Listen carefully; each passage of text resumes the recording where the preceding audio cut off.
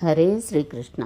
ಶ್ರೀಮದ್ ಭಗವದ್ಗೀತೆ ಅಧ್ಯಾಯ 13 ಶ್ಲೋಕ 17.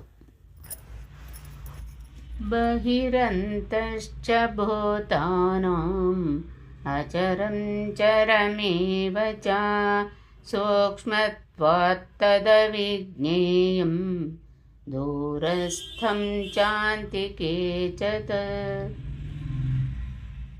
ಈ ಶ್ಲೋಕದ ಭಾವಾರ್ಥ: ಪರಮ ಪುರುಷನಾದ ನಾರಾಯಣನು ಪ್ರತಿಯೊಂದು ಜೀವಿಯ ಒಳಗೂ ಹೊರಗೂ ವಾಸ ಮಾಡುತ್ತಾನೆ ಎಂದು ವೇದ ಸಾಹಿತ್ಯದಿಂದ ನಮಗೆ ತಿಳಿದುಬರುತ್ತದೆ. ಅವನು ಆಧ್ಯಾತ್ಮಿಕ ಮತ್ತು ಐಹಿಕ ಜಗತ್ತುಗಳೆರಡರಲ್ಲಿಯೂ ಇದ್ದಾನೆ. ಅವನು ಬಹು ದೂರದಲ್ಲಿದ್ದರೂ ನಮ್ಮ ಹತ್ತಿರವಿದ್ದಾನೆ. ಹೀಗೆಂದು ವೇದ ಸಾಹಿತ್ಯ ಹೇಳುತ್ತದೆ. ಆಸೀನೋ ದೂರಂ ವ್ರಜತಿ ಶಯಾನೋ ಯಾತಿ ಸರ್ವತಃ.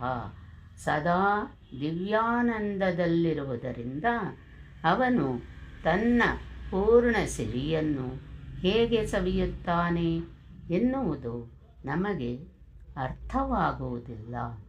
ನಮ್ಮ ಐಹಿಕ ಇಂದ್ರಿಯಗಳಿಂದ ನೋಡುವುದಾಗಲಿ ಅರ್ಥ ಮಾಡಿಕೊಳ್ಳುವುದಾಗಲಿ ಸಾಧ್ಯವಿಲ್ಲ. ಆದುದರಿಂದ ಅವನನ್ನು ಅರ್ಥ ಮಾಡಿಕೊಳ್ಳಲು ನಮ್ಮ ಐಹಿಕ ಮನಸ್ಸು ಮತ್ತು ಇಂದ್ರಿಯಗಳು ಕೆಲಸ ಮಾಡಲಾರವು ಎಂದು ವೈದಿಕ ಭಾಷೆಯಲ್ಲಿ ಹೇಳಿದೆ.